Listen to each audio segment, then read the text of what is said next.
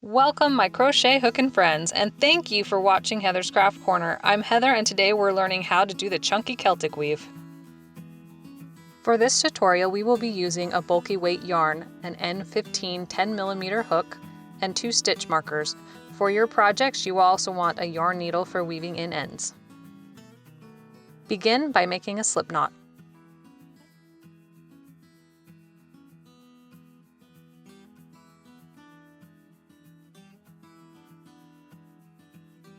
Make sure your slip knot is loose on the hook. This type of yarn will flow much more easily if worked loosely. Create a chain. Depending on the pattern, you may want either 1 double crochet on each end or 2 double crochet on each end of your work.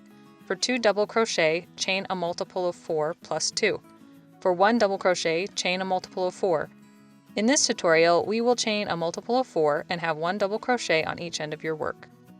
For row 1, your first 3 chain will count as a double crochet. I like to mark the last chain with a stitch marker so I can easily identify it later. Starting in the 4th chain from your hook, make a double crochet.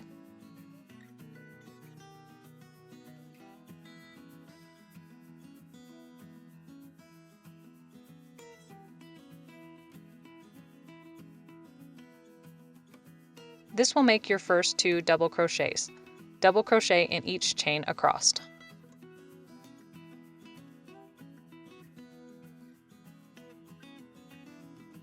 At the end of row 1, turn your work. Start row 2 with a chain 3. Again, this will count as a double crochet and I like to mark this stitch as well. For your first repeat, skip the next 2 stitches, work a front post treble around the next stitch.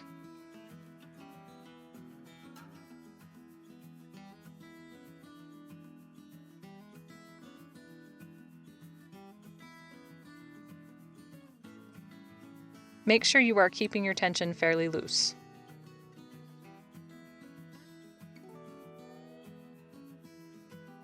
Work another front post treble around the next stitch. You should be working around the post of each of these stitches.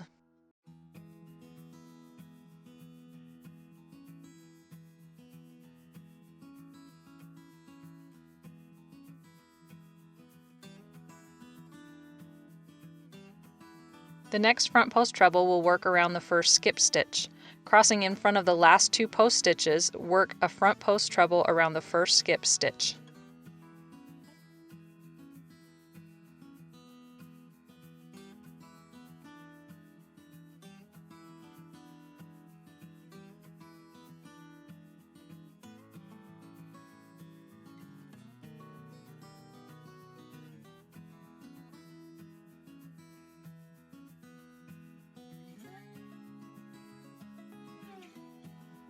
Work another front post treble around the second skip stitch.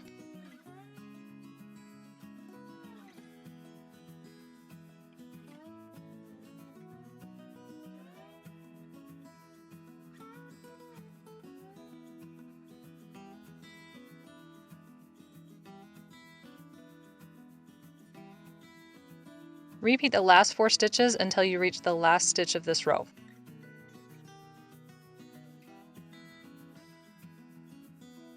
In the last stitch, work a double crochet. Because you are crossing stitches, your work will tend to pull together. Keep this in mind when determining the width of your project. Make your base chain a bit longer than your intended width, and check your width after a few rows.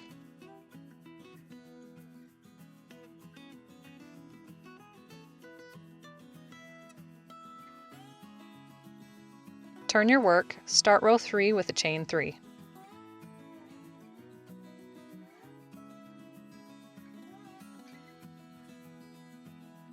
This row will start with 2 back post trebles before starting your repeats. Work a back post treble around the next stitch.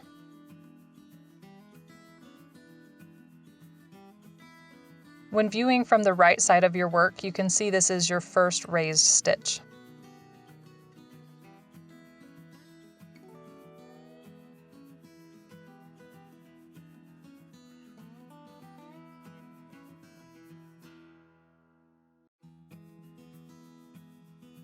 Work another back post treble around the next stitch.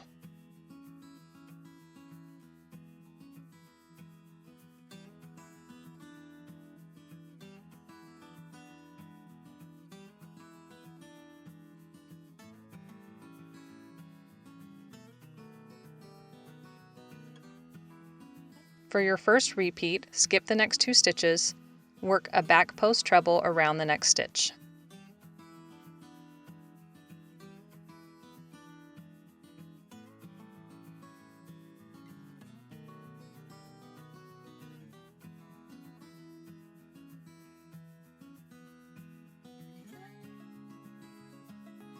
Work another back post treble around the next stitch.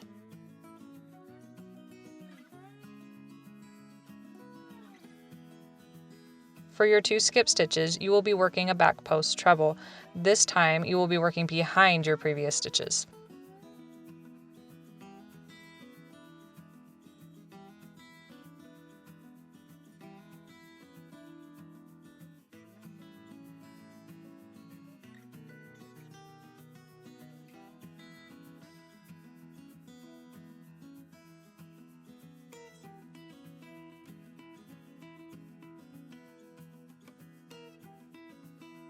From the right side of your work, the skip stitches appear recessed. By working behind your previous post stitches, it will actually pull these stitches to the front, giving it that nice woven look.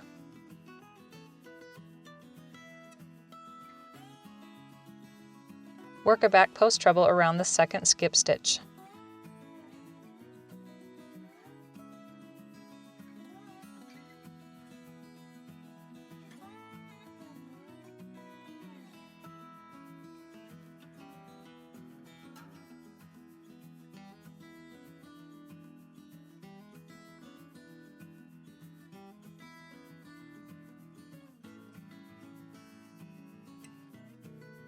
Repeat the last 4 stitches until you have 3 stitches left in the row.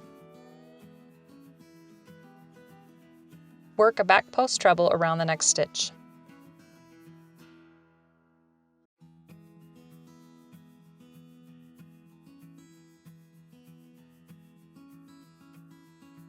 Work another back post treble around the next stitch.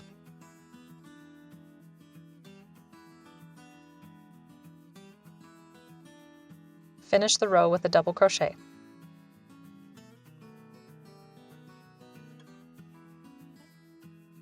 The wrong side of your work should look like this.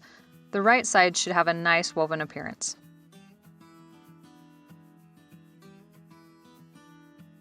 For row 4, you are basically repeating row 2. Chain 3, skip the next 2 stitches, front post treble around the next 2 stitches.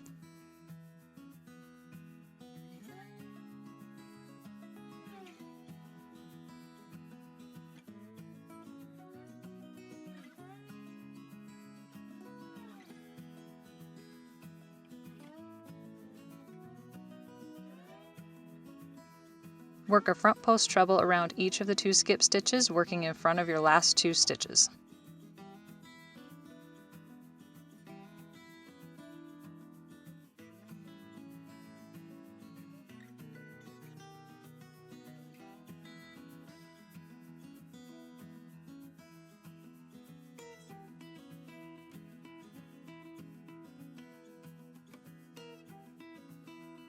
Repeat the last 4 stitches until you get to the last stitch. Finish the row with a double crochet. Keep repeating rows 2 and 3 until you reach your desired length. Finish off with a row of double crochet.